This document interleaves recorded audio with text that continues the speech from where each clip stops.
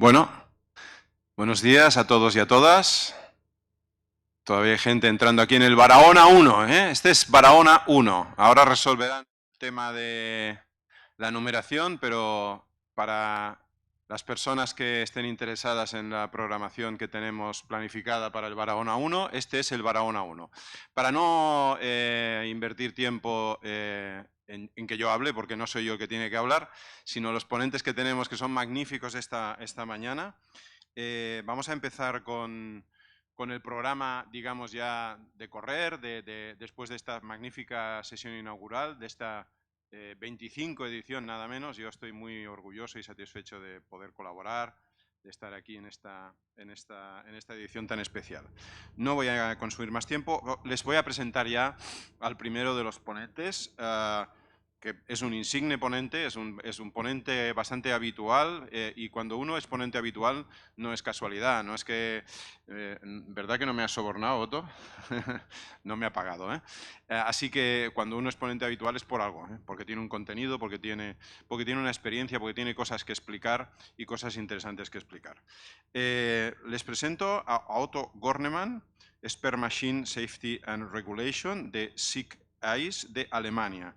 Y él va a hacer una presentación titulada Nuevas tecnologías en sensórica y su aplicación en la seguridad laboral. Así que recibamos con un aplauso a Otto y les dejo con él. Bueno, primero, muy buenos días y no tengan miedo, no voy a seguir hablando en alemán. El castellano es mi idioma materno, porque aparte del nombre raro y de vivir en Alemania, soy español, soy de Madrid, más castizo que el garbanzo con chorizos. Bueno, vamos a hablar un poquito voy a hablar un poquito de las nuevas tecnologías en sensórica y ya voy a ponerme en marcha para no perder tiempo y que los otros ponentes también tengan su tiempo. ¿De qué queremos hablar? De sensórica. Nosotros somos fabricantes de sensórica.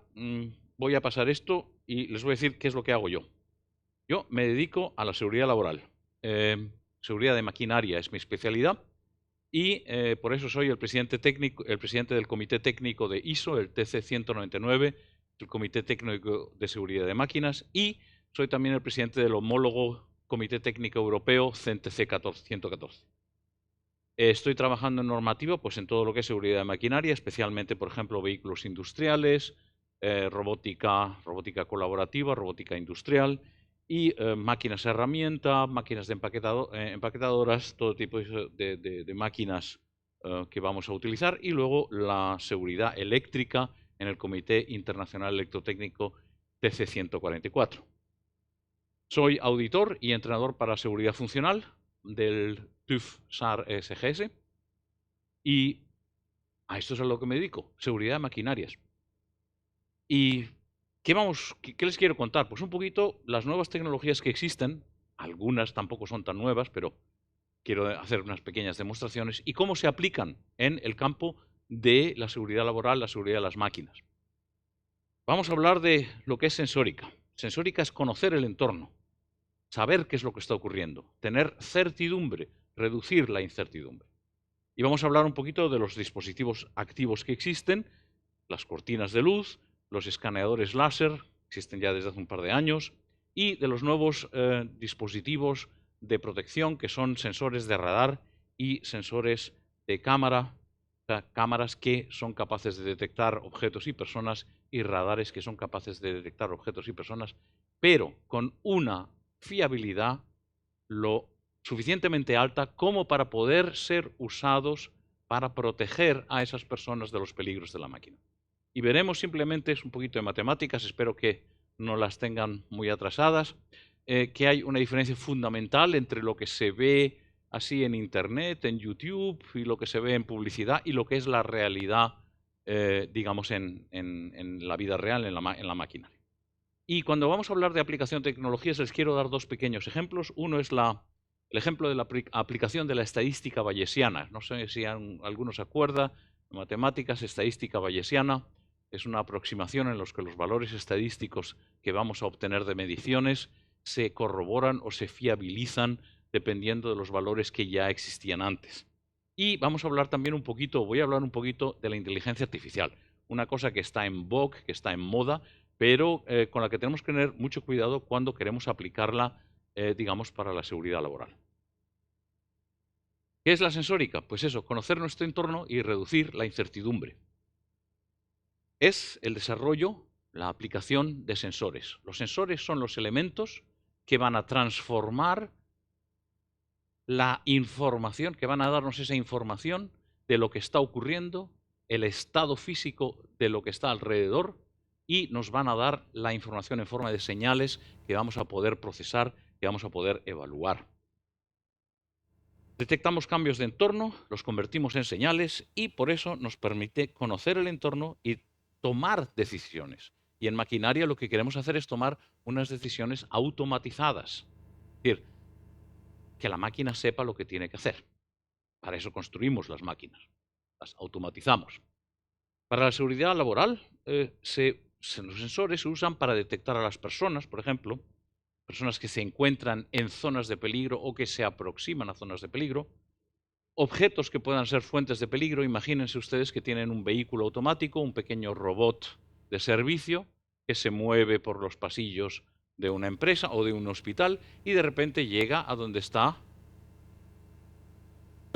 o un ascensor o en vez de un ascensor tenemos una escalera y la escalera va hacia abajo y el robot no lo puede reconocer y ¿qué ocurre? Se cae abajo. Funciones que puedan ser fuentes de peligro, temperaturas, emisiones electromagnéticas, rayos láser, todo ese tipo de cosas estados de las máquinas y de la materia que nos pueden originar un peligro y que son potencialmente peligrosos cuando nos acercamos, cuando estamos expuestos a ese peligro.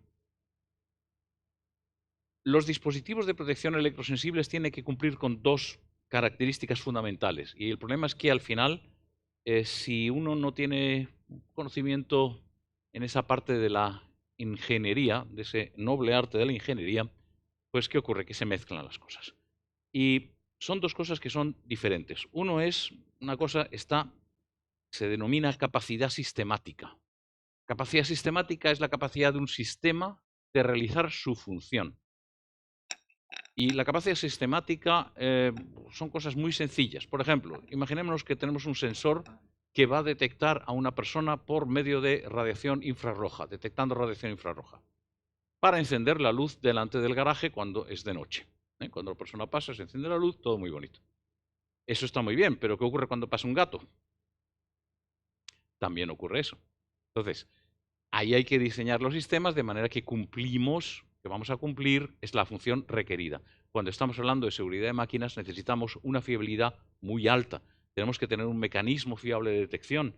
Tenemos que ser resistente a los medioambientes, a las temperaturas, a las presiones, a los cambios de temperatura, a situaciones medioambientales como nieve, hielo, neblina, lluvia. ¿eh? Tenemos que también diseñar los dispositivos de tal manera que sean resistentes o que puedan detectar su manipulación para evitar ser manipulados. ¿eh? Y luego tenemos esa segunda parte que es la fiabilidad de la señalización.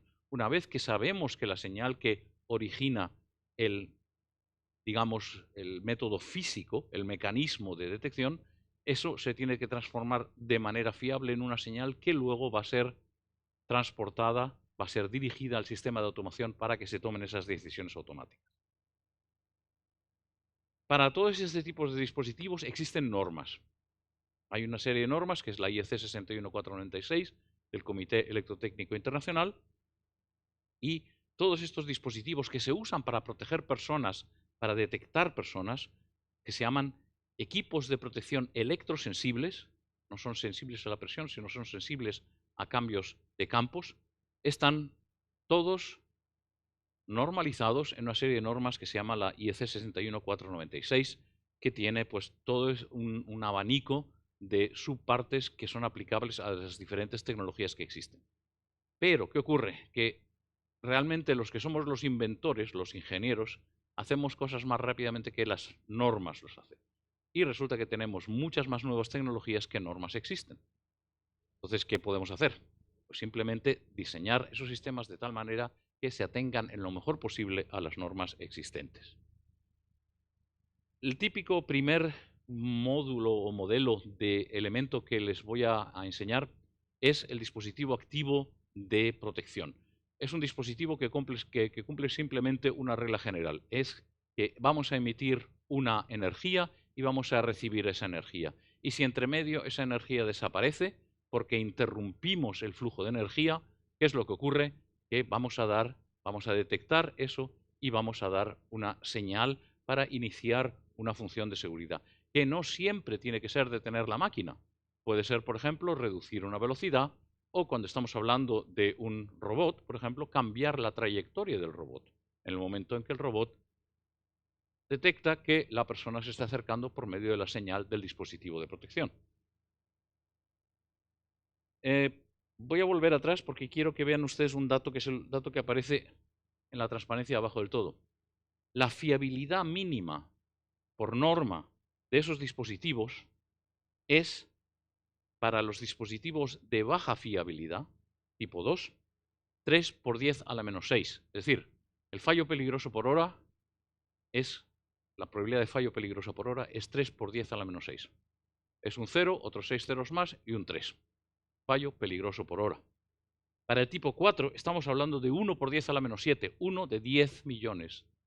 Es decir, que un sistema no funcione y es un sistema del tipo 4, la probabilidad de eso es de 1 a 10 millones. Si lo hacemos en probabilística, es un 0, son 7 ceros más y le ponemos un 1 y ese es el resultado matemático simplemente. Luego vamos a comparar eso con la probabilidad de fallo que tienen otros sistemas, otras tecnologías, y veremos que la diferencia es absolutamente abismal. Llamamos cortinas de luz a los sistemas que son capaces de reconocer pequeños elementos. Aquí tengo una barrita de 20 milímetros y esta barrita, dentro del campo de detección, se detecta en cualquier punto. ¿Qué ocurre si mi objeto es más pequeño? Pues si mi objeto es más pequeño, al mover ese objeto en el campo, puede que se detecte, puede que no. Entonces, eso es una cosa que hay que tener en cuenta porque significa que a lo mejor podemos introducir parte del cuerpo humano, los dedos, las manos, hasta que el sistema reacciona, y el sistema tiene que tener entonces una detección adecuada, una capacidad de detección adecuada. Cuando no es necesario detectar esas partes del cuerpo porque estamos ya mucho más lejos de la zona de peligro, vamos a utilizar lo que se llaman las barreras fotoeléctricas, una capacidad de detección más alta, y están, digamos, su intención es detectar el torso, el cuerpo humano. Esta es una tecnología muy conocida, existe desde hace muchos años. Su versión moderna es a partir más o menos del año 95, o sea, no es nada realmente nuevo. Su utilización es masiva. Aquí tenemos varios ejemplos de utilización, de uso, ante una prensa hidráulica, una prensa de alto tonelaje, en el cual naturalmente un accidente puede ser absolutamente fatal. Ahí tenemos una cortina en vertical, que es la que está detectando. Me parece que el rayo no funciona, voy a hacerlo de otra manera. Tengo el otro rayo manual. Sí, ahora. Aquí tenemos una cortina en vertical que detecta a la persona cuando pasa y, sin embargo, ven ustedes que hay una distancia muy grande y que la persona ya está detrás de esa cortina. Y para evitar que la máquina se ponga en marcha, tenemos aquí una cortina en horizontal, más pequeñita, que va a detectar a la persona que ya ha pasado a través de la cortina principal y ya ha desconectado la máquina. Esa cortina horizontal lo que va a evitar es la puesta en marcha inesperada de la máquina. Puede haber cualquier fallo, puede ser un fallo mecánico, un fallo eléctrico, un fallo hidráulico, y se evita que la máquina se ponga en marcha detectando a la persona. Se puede hacer también de otra manera. Aquí vemos, por ejemplo, se ha inclinado la cortina y se ha puesto aquí otra adicional. Y esos dispositivos se pueden usar también en situaciones ambientales muy complejas, como pueda, por ejemplo, ser aquí una aplicación en la que estamos primero en la situación de empaquetamiento de alimentos. Tenemos que tener una higiene muy alta. Aquí esta cortina está protegida y tiene una protección de IP69K, es decir, se puede lavar con agua a presión y detergentes. Y aparte, estamos aquí en una quesería y el que sabe de un poquito de empaquetamiento de alimentos sabe que el ácido láctico es el enemigo de cualquier tecnología y de esa manera podemos proteger también los equipos de manera que sean fiables y protejan a las personas que están trabajando en la máquina. Típicas aplicaciones son aquí también en la industria del automóvil. Aquí tenemos dos aplicaciones muy interesantes. La primera es que aquí tenemos una célula robotizada de soldadura. Para entrar a la célula, aquí hay una cortina que está monitorizando toda la entrada, de manera que si alguien entra va a desconectar. Sin embargo, cuando el skid, el transportador de las carrozas, va a salir, ese se detecta por medio de sensores y la cortina se inhibe, permitiendo la salida del vehículo sin desconectar la máquina. Y aquí delante hay un puesto de trabajo donde la persona va a realizar tareas y la entrada al puesto de trabajo también está protegida por una cortina vertical y aquí tenemos otra horizontal para impedir que el skid se mueva mientras la persona está realizando esa tarea. Otra idea importante aquí es un paletizador. Vemos que está entrando un palet y el sistema es tan inteligente que es capaz digamos, de definir lo que es un palet y lo que no es un palet. Entonces, ahí con, digamos, una evaluación inteligente de los datos de los rayos de la cortina de luz, podemos decidir si es una persona lo que está pasando, parar la máquina, o es un palet el que está entrando y saliendo y permitir que la máquina siga funcionando. Otra tecnología son los escaneadores de áreas. Los escaneadores de áreas lo que hacen son emitir una luz y esa luz se refleja en el objeto. Es lo que ven ustedes cuando yo estoy utilizando mi puntero láser, que lo que ustedes ven es la luz reflejada de ese rayo láser. El rayo no se puede ver. Eso de las películas del espacio donde se ven los rayos láser en las batallas galácticas, eso no existe, eso es físicamente imposible. Lo único que podemos ver es la mancha, es decir, la reflexión de ese rayo láser en una superficie, y es lo que hacen estos dispositivos. Emiten una luz, un rayo láser, lo mueven por medio de espejos a través del área, y cuando ese haz de láser se refleja, vuelve al mismo equipo, y nosotros, conociendo la dirección en la que viene la luz y conociendo el tiempo que ha necesitado la luz de entrar y salir, de salir del equipo y volver, pues podemos precisamente medir la posición y la distancia de ese objeto con respecto al escaneador láser. En el momento en que detectamos un objeto, podemos decidir si ese objeto está en una zona prohibida o en una zona de detección de seguridad o está en una zona en la que no vamos a realizar ninguna operación. En ese momento vamos a permitir que, digamos, una persona se pueda acercar hasta cierto punto a la máquina y si se acerca demasiado, por ejemplo, vamos a hacer una reacción de seguridad haciendo, por ejemplo, que la máquina se detenga o que, si estamos hablando, por ejemplo, de un robot o de un vehículo industrial, hacer que el robot se mueva de otra manera o de que el vehículo se desvíe y evite la colisión. Aquí lo tienen aquí delante. Ese es un pequeño escáner, es un microscan. Y ven ustedes que si yo me acerco a algo, pues primero se pone en amarillo, me da una advertencia, y si me acerco demasiado, va a desconectar, se pone en rojo y va a detener la máquina o iniciar la función de seguridad adecuada. Esto es una tecnología, para que se hagan ustedes cuenta de la capacidad que tiene esta tecnología. Este escáner es capaz de medir con una precisión de 2 milímetros. Pero eso lo puede hacer cualquier escáner que podemos comprar en Alibaba o en los sitios estos raros. No, lo que hace este escáner es, esto lo hace con una capacidad mucho más alta. Estamos midiendo ese tiempo, tenemos un haz que sale del escáner, se refleja y vuelve. La energía que vuelve está a la raíz cúbica de la distancia. Es decir, cuando hacemos que la distancia sea doble, el resultado de la energía que viene es 8 veces más pequeño.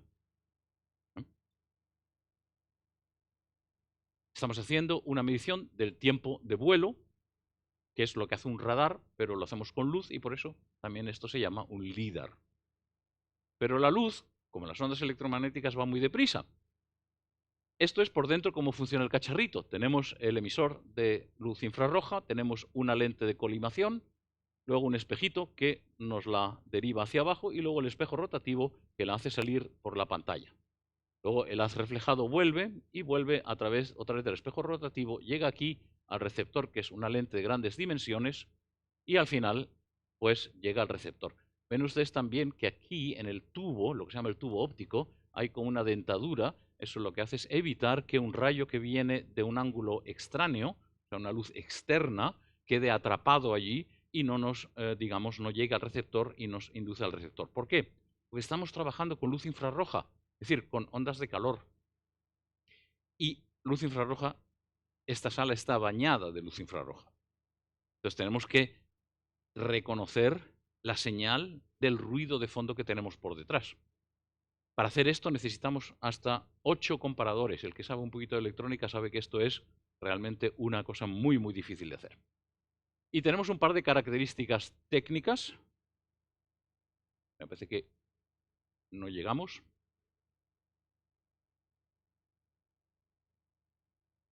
No avanza.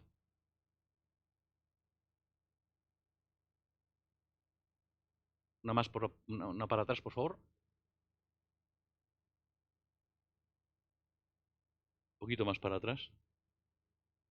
No sé qué le ha ocurrido, se quedó sin batería. ¿Ya funciona ahora? A ver. Bueno, ok.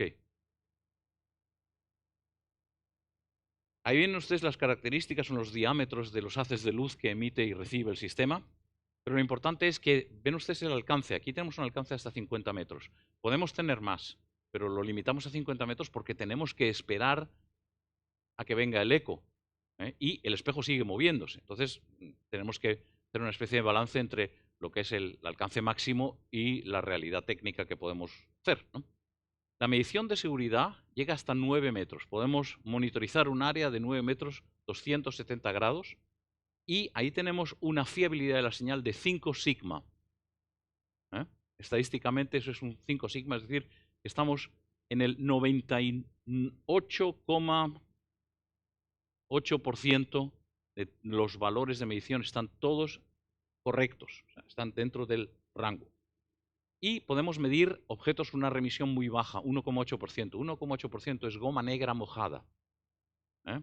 Y vean ustedes lo que ocurre, por ejemplo, con una luz. Si yo la proyecto a una superficie reflectante, como pueda ser la pared, ahí por encima del letrero, ven que la mancha se ve bastante bien.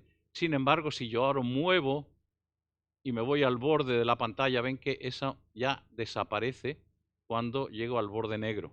Y eso es justamente una cosa que tenemos que evitar para poder detectar también a personas que van con calzado muy oscuro, con botas, con pantalones negros, con vestimenta muy oscura. Necesitamos tener esa remisión tan baja y detectar esa señal tan reducida. La fiabilidad de detección que tiene un dispositivo de estos por norma, la pueden leer ahí. 99,9, 6 veces 9, 71. Es la fiabilidad de detección en porcentaje. Cuando ustedes buscan un algoritmo, verán qué es lo que ocurre. ¿Qué podemos hacer más?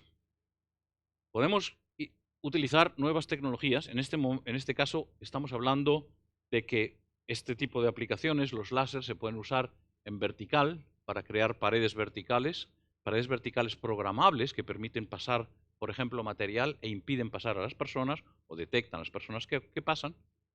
Y luego las podemos también usar, por ejemplo, para grandes máquinas móviles. Como ven ustedes ahí, una máquina que lo que está haciendo es laminando el ala de un A380, el ala de un avión, lamina en carbono.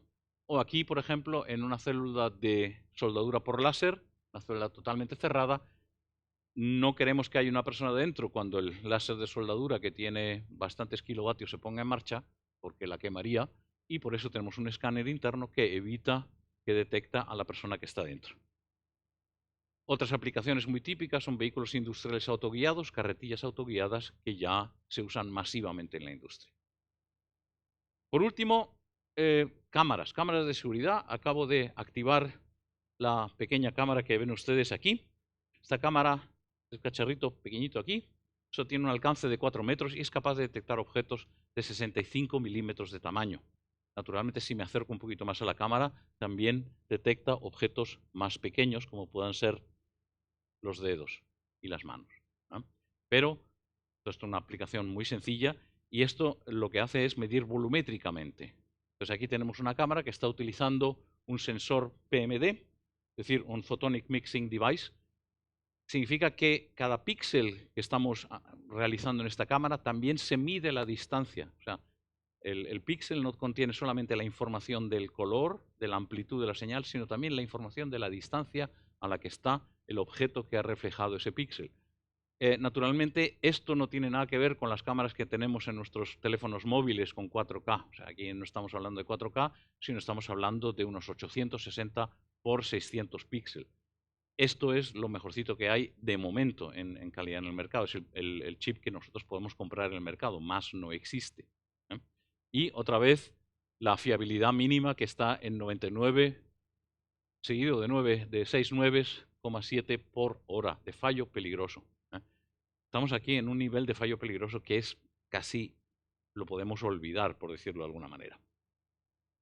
Las típicas aplicaciones, pues eso, son aplicaciones en vehículos, son aplicaciones en maquinaria. Y por último, los radares industriales que están utilizando, se llama FMWC, que es la modulación de frecuencia con una onda continua. El escáner láser está emitiendo pulsos. El radar de aviación emite también pulsos. Estos radares emiten una onda continua, pero a esa onda continua lo que se hace es cambiarle la frecuencia. De esa manera se detecta por el cambio de frecuencia, el desfase de la frecuencia, se detecta la distancia. Entonces lo que se utiliza es, se mide la diferencia entre la señal de salida, que es la línea roja, la señal de entrada, que es la línea verde, y ese cambio de frecuencia nos da naturalmente la distancia. Y por medio de esa manera de medir podemos detectar si estamos cerca del objeto de la cámara o estamos lejos de la cámara y entonces reaccionar adecuadamente. Y como ven ustedes, yo puedo entrar por cualquier lado de este dispositivo y activarlo. Bueno, dos últimas cosas. El uso de las nuevas tecnologías, aplicación de estadística bayesiana. Conocemos el Big Data, tenemos muchos datos. ¿Qué hacemos con ellos? Pues lo que vamos a hacer es aumentar la fiabilidad de nuestra decisión. ¿Cómo? Utilizando lo que se llama, por ejemplo, High Definition Distance Measurement, que es el uso de todos los datos que tenemos, aplicar estadística bayesiana, y quien hace eso nos lo hacen los CPUs de alto rendimiento. Con eso podemos lograr una evaluación de un gran número de pulsos. Antes los escáneres de la primera generación hacían unas 500 mediciones por segundo. Ahora estamos en 88.000 mediciones por segundo. Tenemos un número de medidas altísimo, tenemos una evaluación bayesiana estadística de esas medidas, con lo cual tenemos una precisión que ha cambiado de entre 2,5 centímetros a 2 milímetros. O sea, es toda una magnitud que en los últimos años hemos saltado, ¿no? Y lo que nos hace también poder usar esos dispositivos en condiciones climáticas muy adversas. Como estamos acabando, voy a pasar esto un poquito y se lo voy a demostrar de una manera práctica. ¿Qué es lo que el escáner puede hacer? Este escáner puede trabajar, por ejemplo, en condiciones de lluvia de 10 milímetros por hora. Es lo que meteorológicamente se llama una lluvia fuerte. No es la lluvia torrencial, pero es la lluvia fuerte. Sigue funcionando, las gotas de agua no hacen que el escáner se dispare. También el escáner puede trabajar cuando nieva. Aquí estamos hablando de hasta 3 milímetros de nieve por hora, que son la medida meteorológica, que significa unos 30 milímetros de nieve cada hora que cae sobre el suelo, ¿eh? Aún así, el sistema es capaz de ignorar los copos de nieve que van cayendo y seguir funcionando y detectar personas que se acercan a una zona de peligro o están en una zona de peligro fiablemente. Y el gran problema que tienen todos estos dispositivos ópticos, y es un problema que ustedes a lo mejor conocen de cuando conducen en carretera un automóvil y van y de repente llegan a una zona con niebla y encienden los faros. ¿Y qué ocurre al encender los faros? Que la luz del faro se refleja en la niebla y les ciega. Y eso es el mismo problema que tienen los dispositivos ópticos. Esto lo podemos evitar con esa estadística bayesiana y podemos trabajar hasta una cosa que se llama MOR y que son hasta 50 metros de niebla. Es decir, aquí ven ustedes un ejemplo muy sencillo. A 50 metros está el pilón del teleférico, el pilón casi no se puede ver, el escáner sería capaz de detectarlo sin ningún problema. Como final, inteligencia artificial. ¿Qué queremos? Reducir la incertidumbre, mejorar la fiabilidad de los equipos. ¿Vamos a aplicar inteligencia artificial? No lo sabemos. Se pueden utilizar muy bien para combinar información, para evaluar información. El problema que tenemos es que no sabemos cómo va a reaccionar esa inteligencia artificial. El resultado tiene que ser igual de fiable que una función de seguridad con los niveles de fiabilidad de las normas conocidas, la 13849 o la 62061. Y ahí está el problema. Si ustedes leen los resultados de las últimas generaciones de inteligencia artificial que se usa para reconocer objetos en imágenes, llegan a ustedes a un 97%. Y quiero que comparen el 97% con el 99,999997%. Hay una diferencia de magnitud de 1.000.000 de veces. Para decirlo claramente, los algoritmos de inteligencia artificial están, de momento, a 1.000.000 de años luz, por decirlo de una manera muy clara, de lo que ya existe en dispositivos de protección que se usan desde hace varios años en seguridad de maquinarias. Y con esto, bueno, creo que no voy a pasarme más del tiempo. Creo que me he quedado muy justito en mis 30 minutos. Y la pregunta es, ¿vamos a poder utilizar inteligencia artificial? De momento no tenemos una metodología para medir la fiabilidad de algoritmos de inteligencia artificial. No existe. Se está creando una serie de normas para hacerlo. Unas normas de métrica para poder definir si una inteligencia artificial es fiable o no. Como ven ustedes, el porcentaje, la diferencia de porcentaje es una diferencia de 7 magnitudes, de 1.000.000. Y existen ahora ya regulaciones en la Unión Europea. Tenemos la nueva regulación sobre la inteligencia artificial y la regulación de maquinaria, que también trata del uso de la inteligencia artificial y que hace o va a hacer bastante difícil la aplicación de inteligencia artificial en lo que respecta a la seguridad de las máquinas. El uso también de la inteligencia artificial en aplicaciones no éticas también está ahora prohibido en la Unión Europea. Y es muy interesante que el mismo presidente chino, Xi Jinping, haya ofrecido a otros países que se cree una regulación internacional sobre el uso y la aplicación de inteligencia artificial. Es muy probable que para aplicaciones que están usando algoritmos de aprendizaje continuo, los niveles de fiabilidad no se lleguen a los que se necesitan o a los que ya llega la tecnología existente. Y con esto les agradezco muchísimo su atención y bueno, para cualquier pregunta después de la ponencia me tienen a su disposición. Muchas gracias. Muchísimas gracias, Otto, por la interesantísima y completa ponencia y además por ajustarte maravillosamente al tiempo disponible. Iba a decir si hay alguien que tenga alguna pregunta rápida. Es que es muy importante todo lo que nos van a explicar el resto de ponentes. Si hay alguien que tenga una pregunta concreta, rápida, alguna, la entramos, pero si no, pasaríamos a la siguiente ponencia. Ok, perfecto. Entonces sí que voy a pasar a presentarles a la siguiente ponente. Esta mujer, pues es una mujer que yo creo que los que estáis levantando os estáis haciendo muy mal en IRROS, porque realmente nos va a explicar